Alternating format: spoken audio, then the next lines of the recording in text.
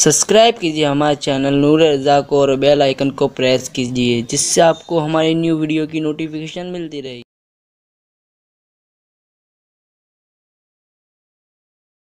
مختار کے گھر سے نکل کر حضرت امام مسلم حضرت ہانی کے گھر آ گئے. یہ ہانی صحابی رسول ہے. حضرت ہانی ان کے گھر آگے بڑے نیک آدمی تھے. یہ آ گئے تو حضرت ہانی نے ان کو اپنے گھر میں پناہ دی اور اس کے بعد حضرت مسلم ابن عقیل رضی اللہ تبارک و تعالی عنہ اللہ اکبر. پھر یہ کیفیت ہوئی کہ حضرت مسلم کی تلاش ہوئی. اختصار کے ساتھ یہ کہ ایک جاسوس نے جاسوسی کر دی کہ حضرت امام مسلم حضرت ہانی کے گھر میں حضرت ہانی کے گھر میں تھے. اسی وقت آپ نے اپنے بچوں کو چونکہ پتہ چل گیا تھا کہ تلاش جاری ہے محمد و ابراہیم کو قاضی شریح کے گھر پہنچا دیا تھا کہ قاضی شریح میرے بچوں کو آپ سنبھالیں اور تاکہ حضرت ہانی کے گھر میں محفوظ رہوں. حضرت ہانی کو بلایا ابن زیاد نے گورنر ہاؤس میں اور کہا ہانی تجھے معلوم نہیں کہ میں نے کیا اعلان کیا ہے؟ حضرت ہانی نے کہا کہ کیا اعلان کیا تم نے؟ کہا کہ میں نے کہا جو مسلم کو پناہ دے گا ہم اسے سخت سزا دیں گے. تمہارے گھر میں مسلم ہے؟ حضرت ہانی نے کہا میرے گھر میں نہیں ہے. اس لیے کہ حضرت ہانی نے حضرت امام مسلم کو ایسی جگہ چھپایا تھا جس گھر میں وہ نہیں رہتے تھے کہ میرے گھر میں نہیں ہے. اس کے بعد جو جاسوس تھا اس کو سامنے کیا تو حضرت ہانی سمجھ گئے کہ جاسوسی ہو گئی. پھر آپ نے فرمایا میں نے تو انہیں چھپا رکھا ہے اگرچہ میرے گھر میں نہیں، لیکن اگر مسلم میرے پیر کے نیچے بھی چھپے ہوں تو بھی میں انہیں تیرے حوالے نہیں کروں گا، کیونکہ وہ حضور کی اولاد ہے، اہل بیت ہے، آل عقیل ہے. میں آل نبی کو تیرے حوالے کر دوں؟ میں نے حضور علیہ السلام کو دیکھا ہے، حضور کو اہل بیت کی فضیلتیں بیان کرتے ہوئے سنا ہے، میں ان کو تیرے حوالے نہیں کروں گا. تو اس نے ڈنڈا اٹھایا اور صحابی رسول حضرت ہانی کو اس نے مارنا شروع کیا. جب حضرت ہانی کو مارنا شروع کیا، یہ ہے ان لوگوں کا حال جو لوگ اس طرح کی پیدائش سے دنیا میں آتے ہیں. حضرت مارنا شروع کیا. ہانی کے اس بزرگ کے حوالے سے ایک افواہ گھوم گئی کہ حضرت ہانی کو شہید کر دیا، ابن زیاد نے شہید کر دیا. تو تقریباً 40,000 کا مجمع اکٹھا ہو گیا اور اس نے گورنر ہاؤس کو گھیر لیا. حضرت امام مسلم رضی اللہ تبارک و تعالی عنہ وہ بھی تلوار لے کر کے آ گئے کہ جس نے جو میرا میزبان ہے، جس نے مجھے چھپایا، احسان کیا، اسے قتل کر دیا گیا. لیکن کچھ لوگ جو تھے کوفہ کے سربراہ اور با اثر لوگ، ان لوگوں کو اس نے گورنر ہاؤس میں بلایا اور پورے مجمع کو بس ایک اشارے کی ضرورت تھی. لیکن حضرت مسلم ابن عقیل نے کہا صرف افواہ کی بنیاد پر گورنر ہاؤس پہ حملہ نہیں کیا جا سکتا، اس لیے کہ ہم آل نبی ہیں، حضور کی اولاد ہیں. ہم شریعت کا لحاظ نہ کریں گے تو کون کرے گا؟ ہم پہلے معلوم کریں گے، تحقیق کریں گے کہ حضرت ہانی واقعی شہید ہوئے. تو اوپر سے جو ہے وہ ان لوگوں نے، باثر لوگوں نے کھڑے ہو کر کے کہا لوگوں ہانی قتل نہیں کیے گئے، موجود ہیں، لیکن یہ بات وہ گول کر دیے گئے کہ زخمی ہیں اور ان کو ڈنڈے سے مارا گیا ہے. تو جو لوگ آئے تھے وہ لوگ چھٹنا شروع ہو گئے. اتنے چھٹے کہ صرف 700 لوگ رہ گئے. اور جب 700 لوگ رہ گئے، مغرب کی نماز کا وقت آیا. حضرت امام مسلم کوفہ کی جامع مسجد میں نماز پڑھانے کے لیے جب گئے تو آپ نے تکبیر کہی تو پیچھے 700 لوگ تھے، لیکن جب مغرب کی نماز کا سلام پھیرا پیچھے کوئی بھی موجود نہ تھا. یہ حال ہوا حضرت مسلم ابن عقیل کا. حضرت مسلم ابن عقیل رونے لگے. کوفے والوں نے سابقہ روایت کے مطابق تو وہی کیا جو انہوں نے کرنا تھا. اور اس کے بعد آپ وہاں سے نکلے. کوفے کا ہر دروازہ بند تھا. جن کے گھر امام مسلم کی دعوتیں ہوتی تھی ان کے دروازے بند ہے. جو محمد و ابراہیم کو سر پہ اٹھا کے لے کے چلتے تھے ان کے دروازے بند ہے. کوفے والوں نے یہ کیا. حضرت امام مسلم چلتے چلتے آئے تو دیکھا ایک بڑھیا کسی کا انتظار کر رہی ہے. اس کا نام تاریخ میں توعا بتایا جاتا ہے. اس سے کہا مائی پانی پلا سکتی ہے؟ پانی پلا. اس نے پانی دیا. پانی دے کر کے امام مسلم پانی پی کے وہاں بیٹھ گئے. تو اس نے کہا اے اجنبی مسافر جب تو یہاں بیٹھتا کیوں؟ پانی پی لیا چلا جا. کہا مائی میرا کوئی گھر نہیں، میں کوفہ میں مہمان بنا کر بلایا گیا تھا. کوفے والوں نے میرے ساتھ دھوکہ کیا. اس بڑھیا نے غور سے دیکھا تو کہا کہ آپ مسلم ابن عقیل ہیں؟ آپ نے فرمایا ہاں.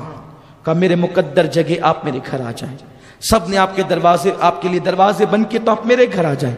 اس نے بڑی خدمت کی، لیکن اس کا بیٹا، آپ جانتے ہیں کہ ولی کے پیٹ میں شیطان بھی پیدا ہوتا ہے، ایسے آپ نے سن رکھا ہے، تو ویسے ہی وہ اہل بیت کی محب تھی، لیکن اس کا بیٹا بڑا لالچی تھا۔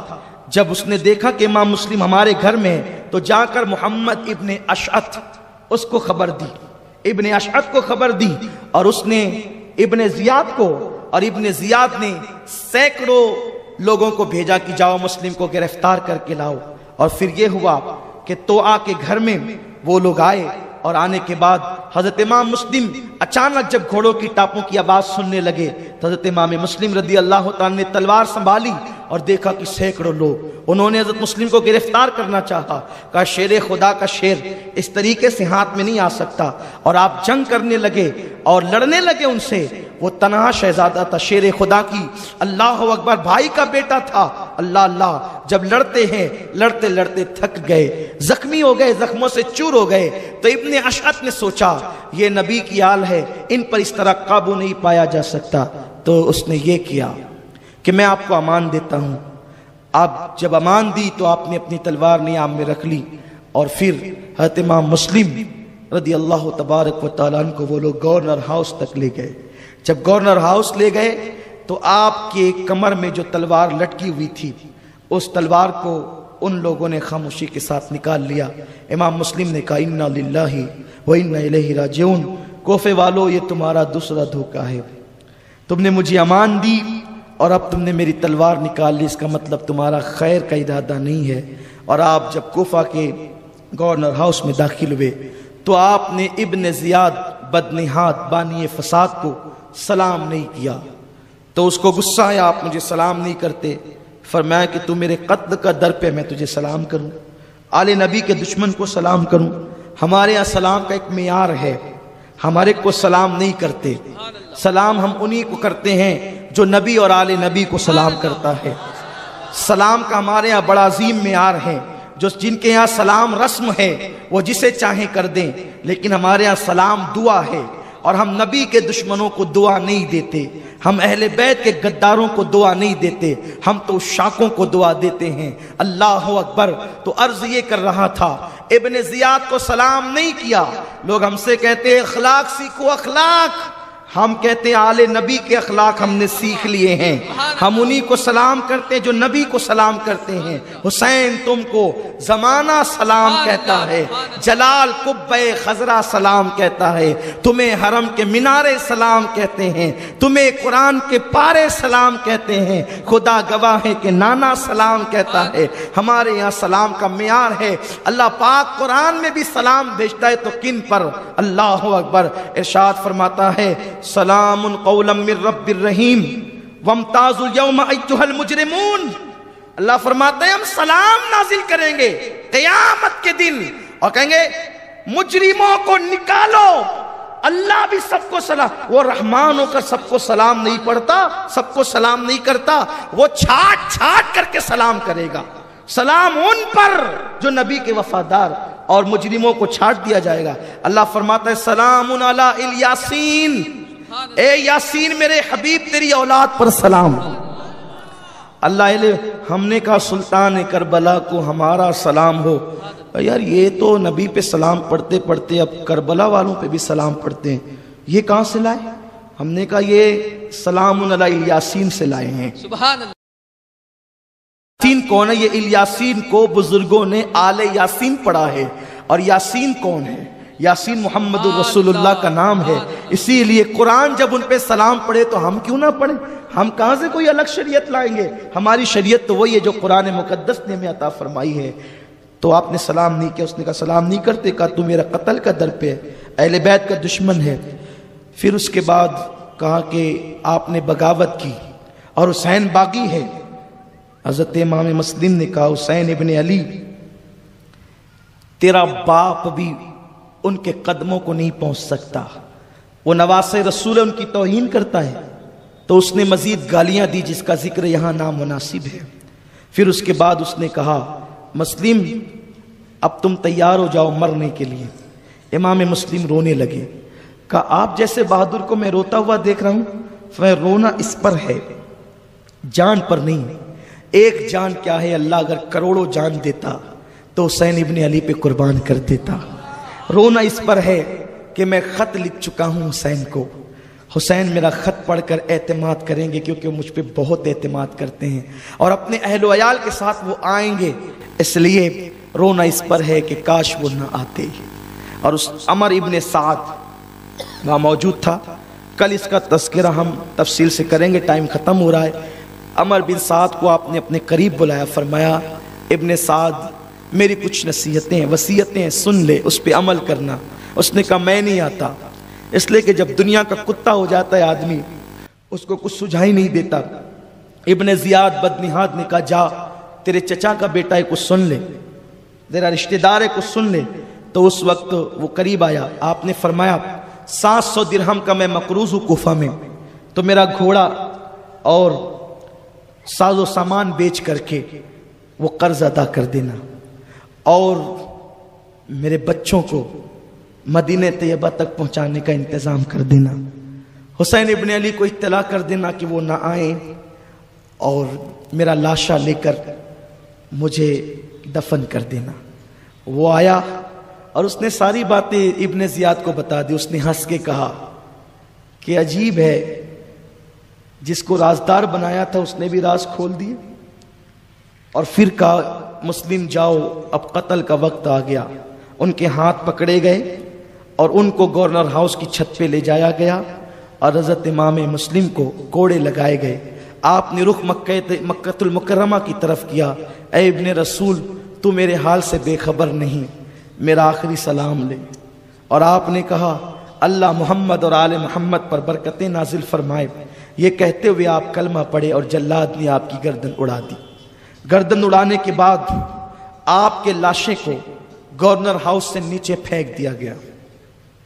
اسی پہ بس نہیں کیا گیا، آپ کے لاشے کو کوفہ کے بازار میں لٹکا دیا گیا۔ یہ انجام، یہ حالات، اللہ اکبر، یہ معاملات حضرت مسلم ابن عقیل کے ساتھ کیے گئے۔ شام ہوتے ہوتے کوفہ کی سرزمین مسلم ابن عقیل کے خون سے رنگین ہو گئی، اور جس دن حضرت امام مسلم کی شہادت ہوئی اسی دن جو ہے وہ خط مولا حسین کے دربار میں پہنچا۔ آپ نے وہ خط پڑھ کے خوشی کا اظہار کیا اور آپ نے نکلنے کی تیاری کی، لیکن ادھر اب جو آگے کا سفر ہوگا وہ تو کل بیان ہوگا۔ ادھر امام مسلم کی شہادت کے بعد ان نابکاروں نے اسی پہ بس نہیں کیا، بلکہ ابن زیاد بدنہاد نے اعلان کروا دیا کہ مسلم کے ساتھ اس کے 2 بچے بھی تھے، لہذا مسلم کے دونوں بچوں کو جس نے پناہ دے رکھی ہو وہ فوری طور پر ہمارے حوالے کر دے۔ اگر کوئی پتہ بتائے گا تو اسے بھی انعام ملے گا، اور اگر کوئی پکڑ کر کھلائے گا تو اسے بھی اتنا انعام ملے گا کہ وہ خوش ہو جائے گا۔ لوگ ڈھونڈنے لگے ان شہزادوں کو، سوچو تو صحیح 6 سال اور 8 سال کے بچے ہیں، ان کے ساتھ ابن زیاد بدنہاد پلید کی دشمنی کتنی ہے۔ اعلان ہو رہے ہیں جگہ جگہ، کوفہ کے کم نصیب لوگ بلکہ بد نصیب لوگ آل نبی کے خون میں اپنے ہاتھوں کو رنگین کر چکے ہیں۔ کربلا کا یہ پہلا شہید ہو چکا ہے۔ اللہ اکبر، ایسے حالات میں اللہ اللہ، ایسی کیفیتوں کے اندر مولا حسین کا بھیجا ہوا وہ نمائندہ شہید ہونے کے بعد اب ان کے بچوں کو ڈھونڈا جا رہا ہے۔ بچے قاضی شریح کے پاس تھے۔ یہ قاضی شریح وہ ہیں جو مولا علی نے جن کو اپنے دور خلافت میں کوفہ کا قاضی بنایا تھا۔ یہ بھی بڑے اچھے انسان تھے، اہل بیت کے محب تھے۔ ہم یہ نہیں کہتے کہ کوفہ کا ہر گھر غدار تھا، لیکن اتنا ضرور کہتے ہیں کوفہ کی اکثریت غدار تھی۔ کوفی لا یوفی، آج بھی کوفے والوں کے اندر وفاداری نہیں ہے، اسی لیے کوفہ، اللہ اکبر، بڑے عجیب وہاں کے حالات ہیں۔ وہاں کی مٹی کی بڑی عجیب کیفیت ہے۔ جب میری حاضری کوفہ ہوئی تو میں نے نہ وہاں کا پانی پیا، نہ وہاں کوئی چیز کھائی، نہ وہاں سے کوئی چیز خریدی۔ اللہ کی پناہ مانگتے ہوئے داخل ہوا اور اللہ کی پناہ مانگتے ہوئے نکل گیا، اس لیے کہ اپنے یہاں تو معیار محبت آل نبی ہے۔ حالانکہ اس زمین نے ہمارا کچھ نہیں بگاڑا، لیکن نسبتیں بھی تو کوئی چیز ہوتی ہے۔ ہم اس زمین کا احترام اس نیت سے کرتے ہیں کہ وہاں پر مولا علی رہے ہیں، لیکن وہاں کی بے وفائی سے ڈرتے بھی ہیں۔ اللہ اللہ، میرے پیارے آقا صلی اللہ علیہ وسلم کے دیوانوں، قاضی شریح کو جب پتا چلا امام مسلم کے شہزادوں کو ڈھونڈا جا رہا ہے، آپ نے بدل ناخواستہ ان بچوں کو اپنے قریب بلایا۔ جب بچے سامنے آئے، پیاری پیاری معصوم صورتیں ہیں، زلفیں کندھوں تک لٹک رہی ہے، وہ شہزادوں کو دیکھ کر بے ساختہ قاضی شریح کی چیخ نکلی اور دھاڑے مار مار کر رونے لگے اور ان کے سروں پہ ہاتھ پھیرنے لگے۔ ننھے سے بچوں نے قاضی شریح کو اچانک روتے ہوئے دیکھا تو کہا، قاضی شریح کیوں روتے ہو؟ اس طریقے سے اچانک رونا اور ہمارے سروں پہ ہاتھ پھیرنا، یہ انداز تو ہمارے خاندان میں یتیموں کے ساتھ کیا جاتا ہے۔ قاضی شریح کیا ہمارے بابا شہید ہو گئے؟ تو قاضی شریح نے بچوں کو سینے سے لگایا اور روتے ہوئے کہا، اے بچوں تم یتیم ہو گئے۔ اب کبھی باپ کی شفقتیں بچوں کو یاد آتی ہے، کبھی ماں کی ممتا بچوں کو یاد آتی ہے۔ ایسے حالات میں قاضی شریح نے کہا، صبر کرو، دشمن دیوار کو کان لگا کے بیٹھے ہیں، بچوں کہیں ایسا نہ ہو انہیں پتہ چل جائے تو وہ تمہیں اٹھا لے جائیں، کیونکہ تمہارے قتل کا اعلان ہو گیا، تمہارے خلاف مخبری کا اعلان ہو گیا۔ بچوں اب میں اپنے بیٹے کو بھیج رہا ہوں، اس لیے کہ ایک قافلہ قریب ہمارے کوفہ سے گزرنے والا ہے، اس قافلے کے ساتھ ہو جانا اور مدینہ منورہ خیر سے چلے جانا۔ اپنے بیٹے کو ساتھ کیا اور کہا، بیٹے جا اس قافلے کے ساتھ کر دے۔ بیٹا لے کر کے گیا، قافلہ کوچ کر رہا تھا، اس کی گرد ابھی تک اڑتی ہوئی نظر آ رہی تھی۔ ایسے عالم کے اندر اللہ اکبر، قاضی شریح کے بچے نے، بیٹے نے انگلی سے دکھایا، وہ دیکھو قافلہ جا رہا ہے۔ دونوں شہزادے جن کو کبھی چلنے کی عادت نہ تھی، نانا کے مزار تک بھی جاتے تو بابا کی انگلی پکڑ کر کے جاتے، جنہوں نے کبھی زمین پہ چلنا نہ سیکھا تھا، آج وہ بچے دوڑ رہے تھے۔ دوڑتے دوڑتے تقدیر تدبیر پر ہمیشہ غالب آتی ہے۔ انسان کی تدبیر تقدیر کے آگے پھیل ہو جاتی ہے، ناکام ہو جاتی ہے۔ ننھے معصوم بچے دوڑتے رہے، قافلے کی گرد ختم ہو گئی۔ ایسے عالم کے اندر اللہ اکبر، وہ بچے پوری رات دوڑتے رہے، کانٹا چبھتا تو سہم کر کے آپ پکارنے لگتے، پتا کھڑکنے کی آواز آتی، ایک دوسرے سے لپٹ جاتے۔ رات کی تاریکی ہے، داغ یتیمی ہیں، جنہوں نے اللہ اکبر پھولوں کی سیج پر زندگیاں گزاری تھی، آج ان کی راہوں میں کانٹے بچھے تھے۔ یتیمی کا داغ الگ تھا، ماں سے دوری الگ تھی، دارالامان مدینہ منورہ کی فرقت الگ تھی۔ ایسے میں دونوں بچے اللہ اکبر ایک جنگل میں کانٹوں سے پیر چھلنی ہو گئے تو بیٹھ گئے۔ ابن زیاد بدنہاد کے لوگ آئے اور ان بچوں کو دیکھا تو کہا، کون ہو تم؟ بچوں نے سوچا کہ یتیموں کا حال سن کر کے کسی کو بھی رحم آتا ہے، تو کہا، ہم مسلم ابن عقیل کے یتیم ہیں۔ انہوں نے جیسے ہی سنا، بچوں کے چہروں پہ تماچے لگانے شروع کیے اور خوب مارا بچوں کو، اور پھر ان کی زلفیں پکڑی اور ان کے ہاتھوں کی مشقیں کس دی، ان کے ہاتھوں کو رسیوں سے باندھ دیا۔ وہ شہزادے جن کے پیر بھی فرشتے چومنے میں فخر محسوس کرتے ہوں، دامن نچوڑ دے تو فرشتے وضو کریں، جن کی بات یہ ہو ان کے گھر میں بے اجازت جبرائیل آتے نہیں، ان لوگوں کے ہاتھوں کو پیروں کو باندھ دیا گیا اور زلفیں پکڑ کر کے گھسیٹنے لگے۔ ابن زیاد کے پاس پہنچایا، ابن زیاد نے کہا، جیل میں ڈال دو، یزید کو لکھ دیتا ہوں، اس مسلم کے بچے کرنا کیا ہے، قتل کرنا ہے یا زندہ آپ کے پاس بھیجنا ہے؟ اللہ اکبر۔ ان دونوں شہزادوں کے متعلق جب یہ بات یزید کو لکھ کر کے بھیجی گئی، مشکور نام کا داروغہ تھا، ابن زیاد کا محب اہل بیت تھا، دونوں شہزادوں کے پیروں سے کانٹے نکالے، ان کی خدمت کی، انہیں کھلایا اور رات کی آخری پہر میں کہا، بچوں میرا بھائی قادسیہ میں رہتا ہے اور یہ راستہ قادسیہ کا ہے، یہ انگوٹھی لے کر کے جاؤ، میرے بھائی کو بتانا، وہ تمہیں آسانی کے ساتھ مدینہ طیبہ پہنچا دے گا، اور جب آپ مدینہ جانا تو نانا کو آپ کے میرا سلام کہنا، اور میں نے جو آپ کی خدمت کی ہے اس پر مجھے یہ صلہ دینا کہ قیامت میں نانا سے آپ کے کہنا کہ میری شفاعت کریں، اب جو میرا ہوگا دیکھا جائے گا، لیکن تم تو جاؤ۔ ادھر وہ روانہ ہوئے، ادھر مشکور نے جا کر کے ابن زیاد سے کہا کہ میں نے بچوں کو چھوڑ دیا، اس نے مشکور کو قتل کروا دیا، یہ ایک الگ عنوان ہے۔ اس کے بعد دونوں بچے چلے، رات بھر چلتے رہے چلتے رہے چلتے رہے، صبح کو وہیں آ کر کے پہنچے جہاں سے چلے تھے۔ دونوں بچے، صبح ہو رہی تھی، دریا کا کنارہ تھا، درخت پاس میں تھا، کل کا صدمہ دل پر تھا، کل کا خوف دل پر تھا، کوئی جگہ نہ ملتی تھی چھپنے کے لیے، درخت میں کھو بنی تھی، اسی میں دونوں شہزادے چھپ گئے۔ تھوڑی تھوڑی دیر پر سہم جاتے، ڈر جاتے، پریشان ہو جاتے۔ ایک کنیز دریا پہ پانی بھرنے کے لیے آئی تو اس نے کیا دیکھا؟ دو نورانی صورتیں نظر آتی ہے، پلٹ کر کے دیکھا تو بچے ڈر گئے، کل کا خوف تھا۔ اس نے کہا بچوں باہر آؤ، سانپ بچھوؤں کے بسیرے سے باہر نکلو، تمہاری جگہ وہ نہیں ہے۔ اس نے کہا کون ہو تم؟ بچوں نے ڈرے کہ آج بھی بتائیں گے تو پھنسیں گے، لیکن جن کے دل میں عشق رسول کا چراغ جلتا ہے وہ چہرے سے نبی کے خاندان کے لوگوں کو پہچان لیتے ہیں۔ ایمان کی ناک جن کی زندہ ہے انہیں خوشبو آتی ہے۔ انہوں نے کہا تم بتاؤ نہ بتاؤ، تمہارے چہرے کی چمک بتاتی ہے کہ تم نبی کے گھرانے کے ہو، تم آل نبی اولاد علی ہو، تم نبی کی اولاد ہو۔ تو اس وقت بچے لپٹ گئے۔ میں کہا میں تمہاری کنیز ہوں، میری مالکہ بھی تمہاری کنیز ہے، چلو بچوں میں لے کر کے چلتی ہوں۔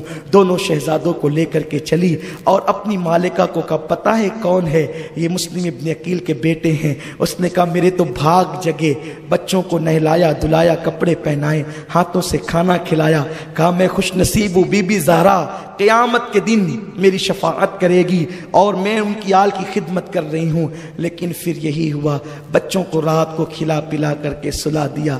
اس کا شوہر حارث نام کا وہ بدبخت تاخیر سے گھر پہنچا تو پوچھا بیوی نے کیا ہوا؟ تو اس نے بتایا کہ مسلم کے بچے بھاگ گئے ہیں، میں انہیں ڈھونڈتا رہا، ڈھونڈتے ڈھونڈتے جنگل میں اتنا تڑپا کہ میرا گھوڑا بھی مر گیا، پیدل پیدل ڈھونڈتا رہا لیکن نہیں ملا۔ بیوی نے کہا چھوڑ یہ سب، کہا چھوڑ کیا، اس سے بہتر انعام کا موقع اب کب ہاتھ آئے گا، مالدار بننے کا اس سے بڑا موقع کب ہاتھ آئے گا؟ کہا کہ وہ رسول کی آل ہے، بھول جا انہیں، ایسا مت کر۔ نہیں مانا، سوچا کہ یہ بدبخت نہیں مانے گا، کھلایا پلایا، اس بدبخت کو سلا دیا، سویا۔ ادھر کمرے پہ تالا ڈال دیا، لیکن ہائے رے تقدیر، ہائے رے تقدیر، اللہ کا امتحان، اللہ کی آزمائش۔ خدا کی جب آزمائش ہوتی ہے تو پھر ایسا ہی ہوتا ہے۔ اللہ اکبر۔ دونوں بھائی رات کے آخری پہر میں روتے ہوئے اٹھے، ایک دوسرے سے بلکتے بلک کے رو رہے ہیں۔ وہ اٹھا، حارث کہتا ہے کہ رونے کی آواز کیسی؟ کہا بازو کے بچے رو رہے ہوں گے، پڑوس کے سو جا۔ کہا نہیں یہ ہمارے گھر سے آتی ہے۔ وہ بی بی جب دروازے کے قریب پہنچی تو بچے دونوں آپس میں گلے مل مل کے رو رہے تھے۔ محمد ابراہیم سے کہتے تھے بھائی اب مرنے کے لیے تیار ہو جاؤ، شہید ہونے کے لیے تیاری کر لو، کیونکہ میں نے خواب دیکھا حوض کوثر پر دادی فاطمہ ہے، چچا امام حسن ہے، دادا مولا علی ہے، سید الانبیاء ہے، اور بابا مسلم ابن عقیل بھی ہے۔ نانا جان کہتے ہیں مسلم اکیلے اکیلے آ گئے، بچوں کو پریشان کہاں چھوڑ دیا؟ بھائی جب حضور نے یہ کہا، نانا نے یہ کہا، میرے بچے کہاں ہیں؟ مسلم میرے بچوں کو کہاں چھوڑ آئے ہو؟ غیب دا نبی نے جب یہ پوچھا، مسلم ابن عقیل کہتے ہیں حضور بس صبح کا سویرا نمودار ہوگا، وہ بھی عنقریب آنے والے ہیں حضور، وہ بھی آ کر کے مچلیں گے آپ کے دامن سے۔ بھائی میں نے خواب دیکھا اس لیے شہادت کے لیے تیار ہو جاؤ۔ چھوٹا بھائی کہتے ہیں بھیا میں نے بھی یہی دیکھا۔ رونے لگے ایک دوسرے کو پکڑ کے، ہائے میری امی، ہائے ماں کی ممتا، ہائے ماں کا پیار، مدینے کی راحتیں۔ بچے رو رہے تھے، وہ اٹھ کر کے آیا، دیکھا بچے رو رہے ہیں، پوچھا کون ہو تم؟ انہوں نے سوچا کہ یہ تو اہل بیت کے محبوں کا گھر ہے، کہہ دیا مسلم ابن عقیل کے بچے۔ اتنا سننا تھا، اچھا میں تو ڈھونڈتے ڈھونڈتے تھک رہا ہوں، میرا گھوڑا مر رہا ہے، اور تم لوگ میرے گھر میں آرام سے بیٹھے ہو، عیش کر رہے ہو۔ ان کے چہرے پہ تماچے لگائے۔ بیوی نے پکڑا، ایسا نہ کر، کل قیامت کے دن ان کے نانا کو کیا جواب دے گا؟ رسول اللہ کا کلمہ پڑھتا ہے، شرم کر شرم کر۔ اس نے کہا بیوی جوڑے اور گھوڑے ملیں گے، مال و دولت ملے گا، ان بچوں کے عوض میں دونوں کو باندھ دیا۔ صبح کا انتظار کرنے لگا، بیوی تڑپتی رہی، اس کو بھی مار کر بے ہوش کر دیا۔ پھر وہ صبح آئی، لرزتی ہوئی صبح، وہ صبح جو خون سے رنگین تھی۔ جب صبح کا وقت آیا وہ اٹھا، اس بدبخت نے کہا اگر میں ابن زیاد کے پاس لے جاؤں گا کوفہ والے انہیں چھین نہ لے۔ انہیں پکڑا اور زلفوں کے بل گھسیٹتے ہوئے فرات کے کنارے کی طرف لے گیا۔ بیوی تو بے ہوش پڑی ہوئی تھی۔ اس کے بعد جب یہ فرات کے کنارے پر پہنچا، بیوی کو ہوش آیا، دیکھا کہ بچے نہیں، نکلتی ہوئی دوڑتی ڈھونڈتی ڈھونڈتی پہنچی تو فرات کے کنارے پر دونوں شہزادے کھڑے تھے، دونوں کے ہاتھوں میں رسیاں تھیں، اور کہا بچوں اب مرنے کے لیے تیار ہو جاؤ۔ دونوں شہزادے کہتے ہیں ہم پہ رحم کرو، ہم پہ رحم کرو، ہم یتیم ہیں، ہمارے بچپنے پہ رحم کرو۔ لیکن ان ظالم کو رحم نہ آیا، اس نے تلوار جیسے اٹھائی، بیوی اس کا بیٹا اس کی کنیز آ پہنچے، بیوی بیچ میں آئی، اسے پھر مارا، زخمی کیا، بیٹا بیچ میں آیا، اس کے دو ٹکڑے کر دیے دنیا کی لالچ میں، اور جب مارنے کے لیے تیار ہوا کنیز کو بھی مار ڈالا، بیٹے کو بھی، بیوی کو زخمی کر دیا۔ جب مارنے کی بات آئی تو چھوٹا بھائی کہتا حارث اب اگر قتل ہی کرنا ہے تو پہلے مجھے قتل کر، میرے بھائی کو نہ کر، میں اپنے بھائی کا صدمہ نہ دیکھ سکوں گا۔ بڑا بھائی کہتا پہلے مجھے قتل کر، میں اپنے چھوٹے بھائی کا صدمہ نہ دیکھ سکوں گا۔ اور ظالم نے ہنستے ہوئے تیور چڑھائے۔ ہائے ہائے، تصور کریں، فاطمہ کی روح مچلنے لگی، فرش سے عرش تک، کبھی اوپر سے نیچے، نیچے سے اوپر۔ یا رسول اللہ اشارہ کریں میں عرش کو ہلا دوں۔ حضور نے کہا فاطمہ امتحان ہے، خبردار صبر کریں۔ مولا علی کے ہاتھ میں ذوالفقار حیدری ہے، روح علی تڑپ رہی ہے، حضور اشارہ کریں تو زمین میں زلزلے آ جائیں۔ لیکن اللہ کے حبیب فرماتے ہیں اللہ کی مرضی ہے، صبر کرو۔ جبریل دم بخود ہے، آسمان کی آنکھیں پھٹی کے پھٹی ہے، کیا ہونے جا رہا ہے؟ اللہ اکبر۔ چھوٹے چھوٹے بچوں کی تو قربانی، جانوروں کے چھوٹے بچوں کی قربانی بھی منع ہے۔ 6 سال اور 8 سال کے بچوں پہ تلوار اٹھتی ہے، بس امتحان ہے خدا کا۔ دونوں بھائی ایک دوسرے کے گلے ملتے ہیں، ایک وار میں دونوں شہزادے کی گردن اڑا دی جاتی ہے، بچوں کی سر خون میں تڑپنے لگتے ہیں۔ آسمان کی آنکھیں جھپک گئی، زمین پہ لرزہ طاری ہو گیا، اور اس کے بعد دونوں کے لاشوں کو دریائے فرات میں ڈال دیا گیا۔ خوشی سے حارث لے کر کے چلا، ابن زیاد آج میری منہ مانگی قیمت دے، تیرے دشمنوں کا سر لائے۔ اس نے کہا کیا لائے؟ کیا لائے ہو؟ رکھو تو صحیح۔ کہا مسلم کے بیٹوں کا سر۔ کہاں ملے تجھے؟ کہا کہ وہ تو میرے گھر آ گئے تھے۔ کہا میں نے یزید کو لکھا ہے کہ وہ میرے پاس قید ہیں، زندہ بھیجو یا قتل کر دو۔ اگر اس نے کہا زندہ بھیج تو میں کیا جواب دوں گا؟ تو نے مجھ سے پوچھا کیوں نہیں؟ میرے پاس لا کے دیتا، میں جو چاہتا کرتا۔ اس نے کہا کہ اگر میں لاتا تو لوگ مجھ سے چھین لیتے۔ تو کہا چھیننے کا خوف تھا تو مجھے اطلاع کرتا، میں فوج بھیجتا، اور فوج بھیج کر کے جو ہے بچوں کو منگا لیتا۔ کون مزاحمت کرتا؟ ظالم، اب میں یزید کو منہ کیا دکھاؤں گا؟ وہ تو میری خبر لے گا، اس لیے اب تیرا انجام یہ ہے کہ تجھے بھی قتل کیا جائے۔ دیکھا اہل بیت کی دشمنی کا انجام، نبی کے آل کے ساتھ غداری کا انجام۔ اس کو پکڑایا، ایک محب اہل بیت سے کہا لے جا، اسے بھی وہی قتل کر دے جا بچوں کو قتل کیا تھا۔ اور اس کے بعد جب لے کر کے وہ وہاں پہنچا ہے تو وہاں لاشیں پڑی ہوئی تھی، اور شہزادوں کی لاشیں تو دریائے فرات میں ڈوب چکی تھی۔ لیکن جیسے ہی وہ سر لائے گئے، سبحان اللہ، جیسے ہی وہ سر لائے گئے فرات کے کنارے اور حارث کو قتل کیا گیا، تو وہ سر جیسے ہی فرات کے کنارے لائے گئے، وہ لاشوں کی کرامت یوں ظاہر ہوئی کہ وہ لاشیں پھر اوپر کو تیرنے لگی، اور جب اوپر کو تیرنے لگی تو وہ لاشیں نکالی گئی اور پھر ان کو جو ہے وہ دفن کیا گیا۔ آج بھی محمد و ابراہیم کی قبر وہاں موجود ہے۔ فقیر کو شرف حاصل ہے اس بارگاہ کی حضوری کا۔ آج بھی وہاں پر ایسا لگتا ہے جیسے محمد و ابراہیم ابھی بھی گلے مل کر کے کوفہ والوں کی شکایت کر رہے ہیں۔ اللہ تعالیٰ ان کے مزارات پر رحمتوں کا نزول فرمائے اور اللہ تعالیٰ ان کی برکتوں سے مالا مال فرمائے۔